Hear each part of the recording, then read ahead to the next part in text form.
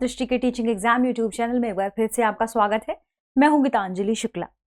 जैसा कि आप सभी जानते हैं, हम यहाँ सीटेट यानी central teacher eligibility test, CTET यानी केंद्रीय शिक्षक पात्रता परीक्षा के प्रीवियस ईयर क्वेश्चंस पर चर्चा कर रहे हैं।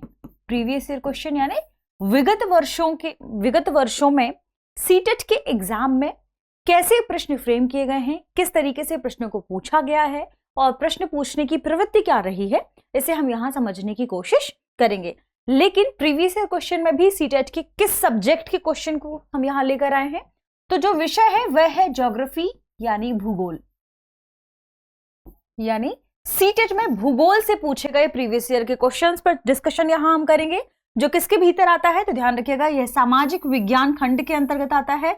जो सामाजिक विज्ञान खंड किसके अंतर्गत, प्रश्न पत्र 2, जो कक्षा 6 से कक्षा 8 के लिए है। ठीक है, अब इंपॉर्टेंट बात कि कक्षा 6 से कक्षा 8 के बीच में भूगोल विषय से कैसे प्रश्नों को पूछा गया है। तो जितनी हमारे पास यूनिट्स हैं, उन यूनिट्स के आधार पर उन प्रश्नों को हम यहाँ लेकर आए हैं। ठीक है, आइए शुरू करते हैं और देखते हैं हमारे पहले प्रश्न को। पहला प्रश्न है, निम्नलिखित में से कौन सा अलवण जल का स्रोत नहीं है। ध्यान रखिएगा, सीटेट 2021 में प्रश्न पूछा गया था। तो किसका स्रोत नहीं है, अलवण जल का। हमारे पास ऑप्शन है ए महासागर, बी नदियां, सी ताल, डी हिमनद। ध्यान रखिएगा, जब भी हम जल की बात करते हैं तो हम सभी जानते हैं कि हमारी पृथ्वी में जो 100% जल है, उस 100% में से लगभग 97% जल कहां पर पाया जाता है, महासागरों में और समुद्रों में। महासागर में और समुद्रों में, या आप कह सकते हैं सागर में। और जो शेष 3% जल है 97 के अलावा, ये 3% जल कहां पर है, एक तो हिमानियों में, आप कह सकते हैं हिमनद के रूप में या हिमानी के रूप में। हिमानी नदियां, तालाब, भौमजल, झील, इन सभी में पाए जाने वाले जल को क्या कहा जाता है, इन सभी में जो ये 3% जल की मात्रा है, यह कौन सा है, अलवणीय जल, जिसमें लवण की मात्रा नहीं है या लवण की मात्रा बहुत कम है, जो पीने योग्य जल है। ध्यान रखिएगा, जो पीने योग्य जल है। यानी इस जल का हम सेवन करते हैं। यानी यदि हम पृथ्वी की बात करें तो पृथ्वी में जितने बड़े भूभाग में, लगभग आप ध्यान रखिएगा कि पृथ्वी के माना जाता है कि 71% से भी अधिक भूभाग में जल की मात्रा है। और इस जल की मात्रा की यदि हम बात करें तो यह मान लीजिए यह विषुवत रेखा है, तो सर्वाधिक जो स्थल खंड है वह कहां पर है, उत्तरी गोलार्ध वाले इलाके में। यानी यहां पर जल की मात्रा और दक्षिण गोलार्ध में जल की मात्रा, इसमें भी डिफरेंस है। लेकिन जो सबसे ज्यादा जल पाया जाता है वह जल लवणीय जल है, जो कि 97% है। और यह लवणीय जल जो महासागर और समुद्रों या सागर में पाया जाता है, लवणीय जल का मतलब होता है जिसमें नमक की मात्रा अधिक होती है। ध्यान रखिएगा, जिसमें नमक की मात्रा अधिक होती है। इसको फिल्ट्रेशन के बाद ही पीने योग्य बनाया जा सकता है, वह भी बहुत ही कॉस्टली एक प्रोसेस है। ठीक है, तो जो पीने योग्य जल है, जो अलवणीय जल है, वह मात्र 3% है, जिसमें से 1% जल है जो नदी, तालाब, भौमजल के रूप में मिलता है, जिसका सेवन हम करते हैं। यानी एक एग्जाम्पल के तौर पर यदि आप देखें तो मान लीजिए कि आप 2 लीटर जल लेते हैं। ठीक है, और इस 2 लीटर जल में या 2 लीटर पानी में आप 12 चम्मच पानी निकाल लीजिए। अब इस 12 चम्मच पानी को जो आपने अलग से निकाला इस 2 लीटर जल में से, ये 12 चम्मच पानी ही क्या है, आपके पीने योग्य है। इस वजह से ही ऐसा कहा जाता है कि बहुत सारे महाद्वीप हैं, भारत भी उनमें, भारत का भी कुछ क्षेत्र उसमें इंक्लूड है, जहां पर पानी की समस्या देखने को मिलती है। क्यों? क्योंकि आपके पास 2 लीटर पानी तो है, लेकिन जो पीने योग्य है वह मात्र 12 चम्मच है, और इसमें से आपको बहुत सारे लोगों को देना है। तो ध्यान रखिएगा, जल के बारे में खास बात क्या है कि जल एक नवीकरणीय प्राकृतिक संसाधन है। जिसका उपयोग आप बार बार कर सकते हैं। ठीक है, क्यों, इसे हम आगे समझने की कोशिश करेंगे। अभी देखते हैं क्या है, अलवणीय जल के बारे में पूछा जा रहा है। अलवणीय जल में हम हमारे प्रश्न को यदि देखें तो ध्यान रखिएगा कि इसमें क्या पूछा जा रहा है, अलवण जल का स्रोत नहीं है, यानी वह स्रोत जहां पर लवणीय जल पाया जाता है। तो लवणीय जल हमारे 4 ऑप्शन में से ऑप्शन ए महासागर में होगा। कहां पर होगा, महासागर में होगा, समुद्रों में होगा, है ना। तो ऑप्शन ए महासागर इस प्रश्न का क्या होगा, सही जवाब होगा। क्योंकि यदि लवणीय जल पूछा जाता तो फिर बाकी ऑप्शन इसमें आ जाते, नदियां, ताल और हिमनद। ठीक है, ध्यान रखिएगा, लवणीय जल मतलब वह जल जिसमें नमक की मात्रा हो, और किसी भी क्षेत्र में किसी जल में कितनी लवणता है वह कैसे मापा जाता है, प्रति 1000 ग्राम जल की मात्रा में क्या कितनी परसेंट नमक है, कितने परसेंट या कितना नमक है, इस आधार पर किसी क्षेत्र के जल की लवणीयता मापी जाती है। ठीक है, अब इंपॉर्टेंट बात, अलवण जल का स्रोत नहीं है, कौन सा नहीं है, महासागर। ऑप्शन इस प्रश्न का सही जवाब होगा। चलिए आगे बढ़ते हैं, अगले प्रश्न को देखते हैं। अगला प्रश्न है, नीचे दिए गए कथनों को पढ़िए, देखते हैं क्या है। एक अभिकथन ए है और एक कारण आर दिया हुआ है। अभिकथन ए है, उच्च ज्वार नौ संचालन में सहायक होता है, और आपके पास कारण आर क्या दिया हुआ है, उच्च ज्वार जल स्तर को तट की ऊंचाई तक पहुंचाते हैं, जो जहाज को बंदरगाह तक पहुंचाने में सहायक होता है। कूट है, A B C D 4 option है, आपको बताना है कि निम्नलिखित में से कौन सा आंसर सही है। और ऑप्शन आपके पास क्या है, दोनों ए और आर सही है तथा आर ए की सही व्याख्या करता है। दोनों ए और आर सही है परंतु आर ए की सही व्याख्या नहीं करता है। ए सही है, आर गलत है, ए और आर दोनों गलत हैं। यह प्रश्न सीटेट 2021 में पूछा गया था। देखिए, जब भी ज्वार की बात आती है, ज्वार और भाटे की बात आती है, तो हम सभी जानते हैं कि जो महासागरीय धाराएं हैं उनमें या आप कह सकते हैं जो महासागर का जल है उनमें अलग तरीके से संचलन देखने को मिलता है। जैसे आपको उसमें क्षैतिज और ऊर्ध्वाधर दोनों तरीके से महासागर जल का स्थानांतरण या संचलन देखने को मिलेगा। ठीक है, जिसमें जो ऊर्ध्वाधर संचलन है वह है ज्वार और भाटा, और जो क्षैतिज संचलन है वह है महासागरीय धाराएं, महासागरीय तरंगे। तो जब हम बात करेंगे ज्वार और भाटे की, तो ध्यान रखिएगा ज्वार भाटा क्या है। ज्वार भाटे का मतलब है कि एक दिन में 2 तरीके से महासागरीय जो जल है उसमें गति हो, 2 ज्वार और 2 भाटा। अब ध्यान रखिए कि जब हम ज्वार भाटे की बात करेंगे तो महासागर का जल अपने उच्चतम स्तर में पहुंचकर कहां पहुंचेगा, तट के पास। ठीक है, इसे हम ज्वार कहेंगे।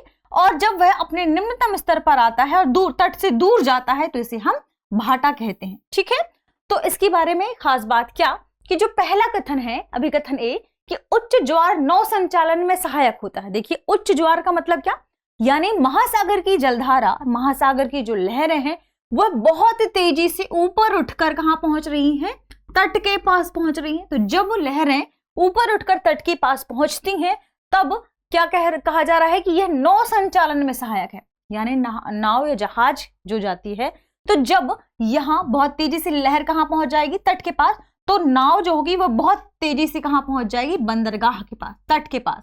इस वजह से कहा जाता है कि नौ संचालन में जो उच्च ज्वार है वह सहायक होता है, यानी पहला कथन बिल्कुल सही है। जहां जहाज को पहुंचने में टाइम लगेगा, वक्त लगेगा, और जो जलधारा है वह यदि विपरीत नहीं है तो ध्यान रखिएगा कि एक ही साथ जहाज तीव्र गति से कहां पहुंच जाएगी, बंदरगाह के पास, और ऐसे में नौ संचालन के लिए सहायक स्थिति बन जाती है। ठीक है, दूसरी बात, उच्च ज्वार जल स्तर को तट की ऊंचाई तक पहुंचाते हैं, बिल्कुल सही बात है। उच्च ज्वार से जो जलधारा है, महासागरीय धारा है, वे बहुत ऊंचे तरीके से कहां पहुंच जाती है, तट की ऊंचाई तक पहुंच जाती है, ताकि जहाज जल्दी आसानी से वहां पहुंच जाए। ठीक है, जो जहाज को बंदरगाह तक पहुंचाने में सहायक होता है, यानी यहां कारण आर भी बिल्कुल सही है।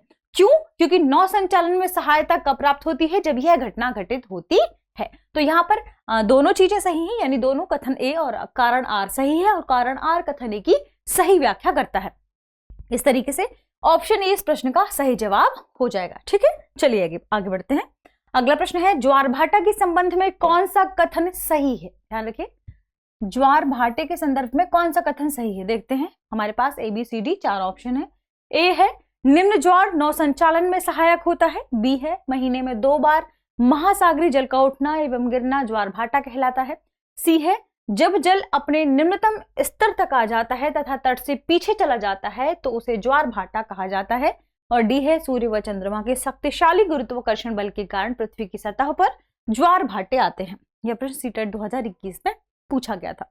देखिए, ज्वार भाटे के संदर्भ में अभी हमने थोड़ी देर पहले ही चर्चा की। क्या है? महासागरीय जल का एक दिन में 2 बार बहुत तेजी से उठकर ऊंचाई पर उठकर तट के पास आना और फिर तट से दूर चले जाना, इसे ही ज्वार और भाटा कहते हैं। ठीक है, तो ध्यान रखिएगा, जब भी ज्वार भाटे की बात आएगी तो इसमें पहला कथन क्या है? निम्न ज्वार नौ संचालन में सहायक है। अभी हमने क्या देखा? उच्च ज्वार नौ संचालन में सहायक है, ना कि निम्न ज्वार। उच्च ज्वार यानी ऊंचाई से तट के पास पहुंच जाती हैं जहाजें, किसके सहारे? तो उस महासागरीय जलधारा के सहारे जो ऊंचाई से ऊपर उठकर तट के पास पहुंच जाती है। ठीक है, तो जहाज बंदरगाह के पास आसानी से पहुंच जाती है। इस वजह से निम्न ज्वार तो यहाँ होगा नहीं, क्योंकि निम्न ज्वार मतलब बहुत छोटी तक लहरें बहुत ऊंचाई तक नहीं जा रही हैं। ठीक, दूसरा है या बी कथन है, महीने में 2 बार महासागरीय जल का उठना गिरना ज्वार भाटा कहलाता है। यह कथन गलत हो जाएगा, क्योंकि यह दिन में 2 बार होता है, ना कि महीने में 2 बार। तो यह यहाँ पे जो लाइन है यह गलत है। ठीक है, अगली बार सी ऑप्शन देखते हैं। जब जल अपने निम्नतम स्तर तक आ जाता है तथा तट से पीछे चला जाता है तो उसे ज्वार भाटा कहते हैं। नहीं, इसमें केवल एक बात लिखी हुई है कि जब जल अपने निम्नतम स्तर पर आ जाता है तब तट से पीछे चला जाता है, इसे भाटा कहते हैं। लेकिन जब जल अपने उच्चतम स्तर पर पहुंचता है और तट के पास जाता है तो इसे ज्वार कहा जाता है। जबकि इसमें क्या लिखा है?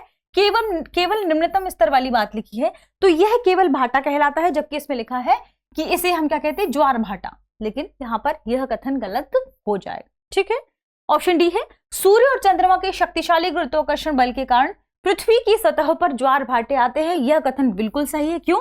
क्योंकि सूर्य और चंद्रमा के शक्तिशाली गुरुत्वाकर्षण बल के कारण ही ज्वार और भाटा की स्थिति पैदा होती है। ठीक है, इस बात को ध्यान रखिएगा। चलिए आगे बढ़ते हैं, अगला प्रश्न देखते हैं। अगला प्रश्न है, निम्नलिखित कथनों को पढ़िए तथा सही विकल्प चुनिए। अभी कथन ए है, पृथ्वी की 3/4 सतह जल से ढकी है और कारण आर है, पृथ्वी की सतह पर साफ पानी से अधिक खारा पानी है। कूट है, A B C D 4 option है, दोनों ए और आर सही है तथा आर ए की सही व्याख्या करता है। ऑप्शन बी है, दोनों ए और आर सही है तथा आर ए की सही व्याख्या नहीं करता है। ऑप्शन सी है, ए सत्य है आर असत्य है। ऑप्शन डी है, दोनों ए और आर असत्य हैं। सीटेट 2021 में प्रश्न पूछा गया था। देखिए, अगर हम दोनों कथनों की बात करें, इसमें सबसे पहले अभिकथन ए देखते हैं। अभिकथन ए क्या कह रहा है? पृथ्वी की 3/4 सतह जल से ढकी है। यह बात बिल्कुल सही है कि पृथ्वी को यदि हम देखें तो पृथ्वी की 3/4 सतह दरअसल किससे ढकी है? जल से ढकी है। ठीक है, और यह जल विभिन्न प्रकार के पशु पक्षियों पेड़ पौधों को क्या करते हैं? जीवन प्रदान करते हैं। ध्यान रखिएगा। ठीक है, यानी पहला कथन क्या हो जाएगा? सही हो जाएगा। दूसरा कथन है जिसमें कारण आर लिखा है, पृथ्वी की सतह पर साफ पानी से अधिक खारा पानी है।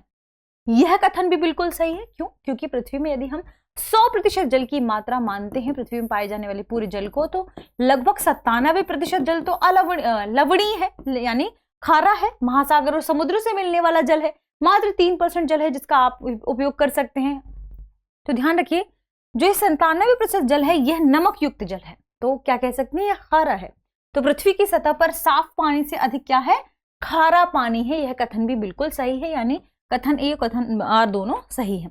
लेकिन कथन आर कथन ए की सही व्याख्या नहीं कर रहा है। क्यों? क्योंकि कथन आर केवल कह रहा है कि पृथ्वी की सतह पर साफ पानी से अधिक खारा पानी है, लेकिन आप पहले कथन में कहीं भी खारे और लवणी या अलवणी जल के बारे में बात नहीं कही गई। तो इसका मतलब ये है कि कथन जो आर है वह ए की सही व्याख्या नहीं कर रहा है। ठीक है, तो इस तरीके से ऑप्शन बी इस प्रश्न का सही जवाब होगा। दोनों ए और आर सही हैं तथा आर ए की सही व्याख्या नहीं करता है। ठीक है, सीटेट 2021 में प्रश्न पूछा गया था। आगे बढ़ते हैं, अगला प्रश्न देखते हैं।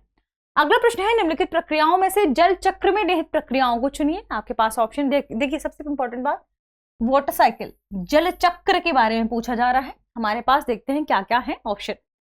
पहला है संघनन, दूसरा है आपतन, तीसरा है वाष्पीकरण और चौथा है वृष्टिपात या वर्षण। ठीक है, कूट है केवल, पहला कूट है या आप कह सकते हैं आंसर, इनमें से आपको सही जवाब बताना है। ए है केवल 1 2 3 सही है, बी है केवल 1 2 4 सही है, सी है केवल 2 4 3 सही है और डी है केवल 1 3 और 4 सही है। अगर हम बात करें जल चक्र की, हम सभी जानते हैं जल यानी जल चक्र एक प्रक्रिया है, एक प्रोसेस है। क्यों? क्योंकि जल एक नवीकरणीय प्राकृतिक संसाधन है।